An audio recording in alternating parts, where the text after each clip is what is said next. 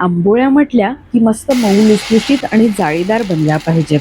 चला त्याचं सिक्रेट मी तुम्हाला सांगते. मी सांगितलेल्या प्रमाणात जर तुम्ही आंबोळ्या केलात तर कधीच चुकणार नाहीत. मी इथे 3 वाट्या तांदूळ, 1 वाटी उडीद डाळ, अर्धी वाटी चणा डाळ, 1 चमचा मेथी आणि थोडे पोहे 6 ते 7 तास भिजत ठेवले होते. नंतर त्याला मिक्सरमधून बारीक वाटून घेतलं आणि झाकण ठेवून पुन्हा फर्मेंट व्हायला 7 ते 8 तास ठेवून दिलं.